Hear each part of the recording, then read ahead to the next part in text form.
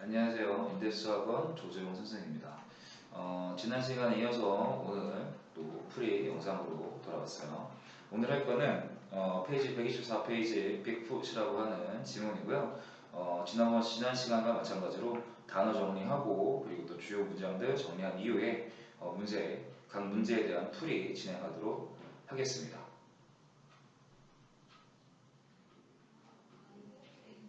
자, 그럼 이제 앞에서 언급한 대로 이 빅풋에 나오는 주요 단어와 그리고 주요 문법 사항들 간단하게 짚어보도록 하겠습니다.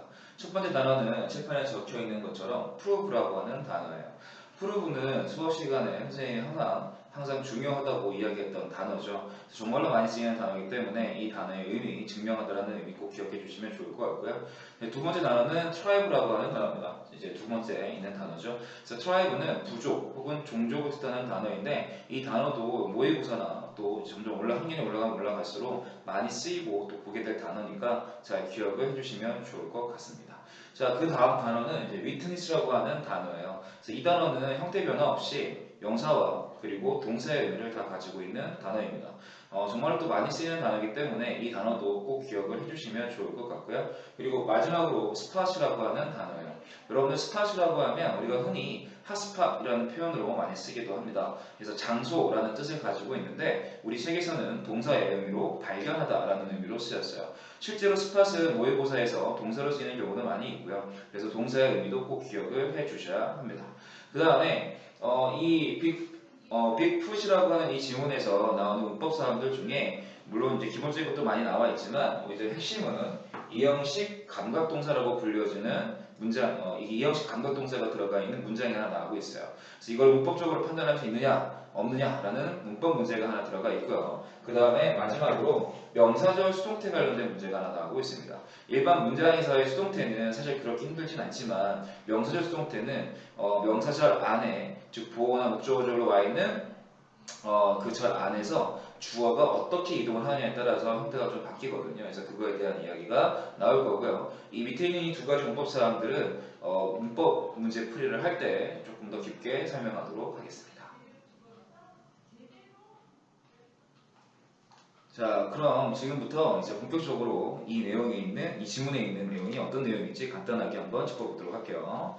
자, 일단은 첫 번째 문단부터 보도록 하겠습니다. 지금 현재 이 지문은 3개의 패러그래프로 정리가 되어져 있고요. 첫 번째 문단부터 하나하나 보도록 할게요. 자, 첫 번째 문단은 빅풋이라고 하는 것에 당신은 믿고 있습니까? 라고 하면서 이 빅풋이라고 하는 크리에이처에 대해서, 생명체에 대해서 간략하게 설명을 하고 있는데 일단은 말 그대로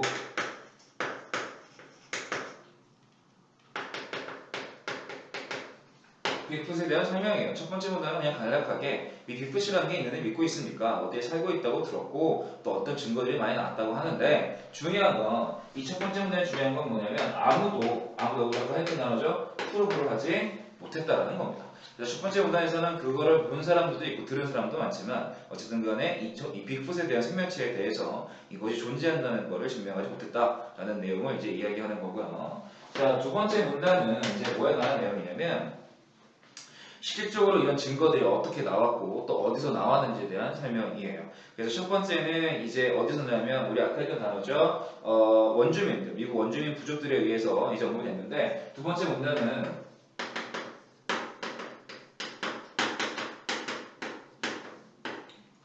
특징, 빅풋의 특징 혹은 증거라고 하기에는 좀 될 것 같고요. 실존 흔적을 이야기하는 문단이라고 보면 될 것 같아요. 그래서 간략하게 여기서 언급되는 거는 이제 크기, 키가 나오죠.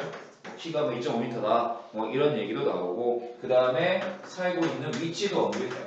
그래서 위치가 나오는데 여기서는 뭐 화산 옆에서 살고 있다라는 이제 얘기가 나오고요. 연대선으로도 정리가 되죠. 이건 이제 기본적인 거고 1950년대에는 또 어떤 특정한 이제 근거들이 나타났는데 이제 이때 나타난 게 바로 뭐냐면 풋프린트가 되겠죠. 발자국이 발견이 됐다라고 이제 이야기를 하고 있어요. 그리고 마지막에 2000년도로 넘어옵니다. 2000년대 오게 되면은 2000년대에 와서는 여기는 매튜 존슨이라고 하는 사람이 하이킹하는 도중에 자기들을 쳐다보는 생명체를 봤다라고 해서 그 이야기를 하고 있는 거죠. 그래서 여기서는 자기들이 직접 목격했다. 목격을 했다라는 내용이 언급이 되고 있습니다. 그래서 하지만 이 실질적으로 이것들이 이렇게 많이 증거가 있긴 하지만 맨 마지막 줄에 보면은 never, 그죠? never seen again이라는 표현이 나와요. never seen again. 그러니까 결국 다시는 보지 못했다라는 이야기가 나오고 있는 거죠. 그래서 정리하자면 어쨌든 첫 번째 문단은 빅풋에 대한 설명이 나와 있는 거고, 하지만 이 빅풋이라고 하는 게 존재하는지는 증명하지 못했다. 근데 두 번째 문단은 이것이 증명한다라는 간단한 근거들, 그러니까 흔적들이죠. 실존 흔적들. 그래서 크기나 어디에 사는지도 언급이 나와 있었고, 연대별로 1950년대에는 어떤 일이 있었는지, 2000년도에는 어떤 일이 있었는지를 언급해주고 있어요. 그리고 마지막 세 번째 패러그래프에서 이제 언급하는 거는 뭐냐면 이쪽으로 가게 되면 한번 쉽게 말하면 try이죠. 그러니까 도전해봐라. 뭐 하기 위해서? try to find 빅풋이겠죠. 그죠? 그래서 빅풋을 찾으러 한번 노력을 한번 해보면 좋을 것 같다라고 하는 내용의 글입니다. 그래서 내용 자체는 그렇게 어렵지 않고요. 단어 자체도 그렇게 어렵진 않은데 아까 우리 앞에서 얘기했던 것처럼 중요한 문법적 사항 두 가지가 들어가 있다고 이야기를 했어요. 그래서 일단 내용 정리 끝났으니까 이 바로 이어서 1번부터 5번까지 문제풀이가 진행이 될 텐데 내용 관련된 문제 이걸 가지고 풀이 진행하도록 하고요. 그리고 문법 관련된 문제 다시 한번 같이 또 보도록 하겠습니다. 그럼 바로 1번 문제로 보도록 할게요. 1번 문제는 빅풋이 어떤 것입니까? What is 빅풋? 빅풋이 무엇입니까? 라고 하는 문제죠. 간단하게 빅풋이라고 하는 거는 읽으면 바로 나오고 있죠. 큰 발을 가지고 있는 생명체이다 라고 언급을 하고 있기 때문에 정답은 1번이 되겠습니다. 미안해요. 4번이네요. 자, 그 다음에 2번은 이제 내용 유치 문제입니다. 그래서 이 빅풋에 대한 설명이 글의 내용과 일치하지 않는 거. 자, 키와 발이 크면 냄새가 나고 털이 많다. 언급됐어요. 실질적으로 빅풋의 설명에서 나와 있고 특징에서도 나와 있었습니다. 자, 가족 단위로 살고 사람을 관찰하는 경향이 있던데 사실 이쪽 보기가 나온 이유는 이 마지막에 나오는 2000년대에 있었던 일이에요. 그래서 여기 아까 분명히 말했던 거는 이 빅풋이 가족 단위로 살고 있는 게 목적이 된 게 아니라 빅풋이 가족 단위의 어떤 여행을 목격했다는 것을 이야기하는 거기 때문에 사실 이거는 이제 상황이 좀 반대가 되어 있는 상황이겠죠. 정답은 2번이 되겠습니다. 자, 3번에 이제 영역풀이 문제가 나와 있어요. 사실 여러분도 영역풀이 문제 많이 어려워하는데 선생님이 매번 이야기를 하죠. 어설프게 알게 되면 사실은 많이 힘들고 그리고 각 지문에서 각각의 단어들이 어떤 의미로 쓰이는지를 정확히 알아야 된다고 이야기를 했습니다. 자, 그러면 여기서 영역풀이가 맞지 않는 거는 정답은 3번이에요. 왜냐하면 트라이브라고 하는 거는 분명히 원주민 부족이나 아니면 발견되지 않은 그런 이제 뭐라고 해야 될까요? 발견되지 않은 사람들이 나타났을 때 우리가 부족이라는 표현을 쓰죠. 즉 도시와는 연관이 없는 단어예요. 그래서 여기 보면 뒤에 grow people 여기까지는 맞는 것처럼 보일 수 있지만 뒤에 in the city가 있기 때문에 이건 정답이 될 수가 없습니다. 자, 일단 내용 관련된 문제와 단어 관련된 문제는 일단 여기까지 보도록 하고요. 그 다음에 이어서 4번, 5번 문제를 볼 텐데 4번 문제와 5번 문제는 문법 문제이기 때문에 판서를 좀 하고 다시 한번 보도록 하겠습니다. 자, 그럼 이어서 4번 문제와 5번 문제 풀이 한번 해보도록 할게요. 자, 4번 문제 같은 경우는 문장이 상당히 길어요. 길지만 사실은 앞에 쪽은 그냥 문제를 좀 어렵게 보이기 위한 트릭 정도라고 보시면 될 것 같고요. 실제로 이제 여기서 물어보는 거는 바로 아까 우리 감각동사에 대한 이야기를 했었죠. 이제 이쪽 라인에 대한 문제를 보는 게 포인트가 되겠습니다. 우리가 이제 여기서 우리가 알아야 되는 상황이 뭐냐면 바로 감각동사라고 하는 건데요. 선생님이랑 수업 시간에, 문법 수업 시간에 몇 번 얘기를 많이 했던 내용 중에 하나입니다. 감각동사는 선생님이 오감동사라고도 이야기를 했고요. 여기 쓰이는 단어는 look, taste, smell, feel, 사운드 이렇게 5가지의 단어가 있다고 이야기를 했었죠. 근데 가장 큰 특징은 이 뒤에 기본적으로는 무조건 형용사가 와야 된다. 그 다음에 명사가 오고 싶으면 앞에 like라는 전치사가 같이 붙어야 된다라는 이야기를 했고요. 가장 중요한 건 어쨌든 여기 나와 있는 감각동사 뒤에는 절대로 부사는 올 수가 없습니다.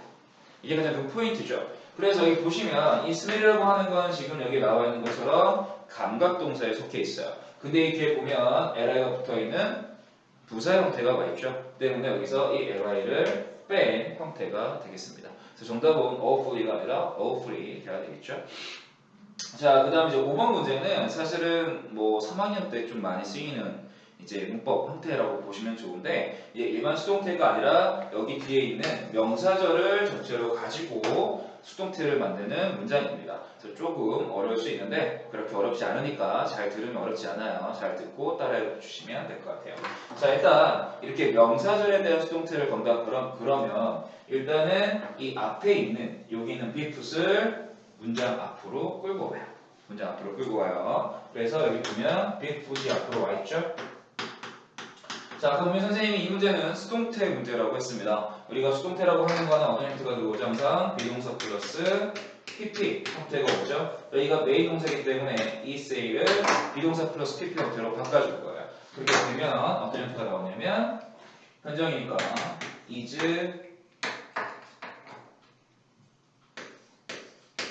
said가 오겠죠. 이제 said가 오겠죠. 자, 그럼 이 상태에서 여기는 이 that자라는 빈풋이 앞으로 나왔기 때문에 이 that은 사라진다고 보시면 좋아요. 사라진다고 보시면 좋아요. 자, 그러면 남는 게 이 빈풋은 앞으로 와버렸고 say는 바뀌었고, 그럼 that은 이제 사라졌으니까 바로 뒤에 오는 is가 바로 이렇게 와야 되는데 여기는 이미 동사 형태가 잡혀있는 상태가 돼버렸죠. 그러다 보니까 이 is가 바로 오면은 이상할 수밖에 없어요. 그죠? is가 와 있으면 동사와 동사가 붙어버리니까 그러면 이 뒤에 있는 동사를 동사가 아닌 형태로 바꿔줄 필요성이 있겠죠. 그때 우리가 흔히 쓰는 표현이 바로 투부정사라고 하는 거를 쓰는 겁니다. 자, 그럼 투부정사라고 하는 거는 to 뒤에 항상 우리가 동사의 원형을 갖다 쓰게 돼 있으니까 이제는 비동사의 형태, 현재 형태이긴 하지만 원형 형태는 아니죠. 때문에 to 뒤에는 뭐가 와야 돼요? B가 와야 돼요. 자, 그러면 여기까지 다 변형이 됐죠? 그럼 나머지 up부터는 그대로 써주면 됩니다. 그래서 써주면 되고요. 사실 이제 people이 이제 수동태 형태이기 때문에 맨 뒤에 가면 by people이라고 붙어야 되긴 하지만 보통 이 by people 같은 경우는 생략을 하는 경우가 많습니다. 그래서 우리 책에도 보면 마지막에 by people이 들어가 있지 않죠? 그래서 중요한 포인트는 전체적으로 다 변화하는 게 아니라 객절에 있는 주어가 앞으로 나간다, 동사가 수동태로 바뀐다, 이 대시 사라지고 뒤에 동사가 붙으면서 뭘 갖다 쓴다? 투부정사를 갖다 쓴다가 포인트가 되겠습니다. 상당히 좋은 문제고 보통 이제 교과서 바뀌기 전이겠죠. 교과서 바뀌기 전에는 3학년들 문법 사항으로 많이 나왔던 부분이에요. 그래서 여러분들 이것도 잘 알아두시면 좋을 것 같고요.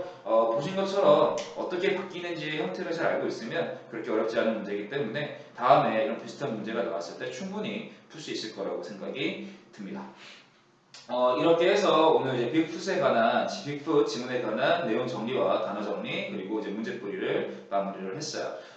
이제 이 책이 남은 게 이제 지문 하나가 남았는데 우리 4, 5년 친구들은 이 교재가 끝나면 이제 모의고사 관련된 문제 교재로 바뀔 겁니다. 그래서 기본적으로 해석이 꼭 해석력 영역도 있어야지 문제들을 잘 풀 수 있기 때문에 이렇게 좀 쉬운 책들을 볼 때 자기 해석들을 다시 한번 확인해 보고 꼼꼼하게 복습해 보시는 게 필요할 것 같습니다. 오늘 수업은 여기까지 하도록 하겠습니다.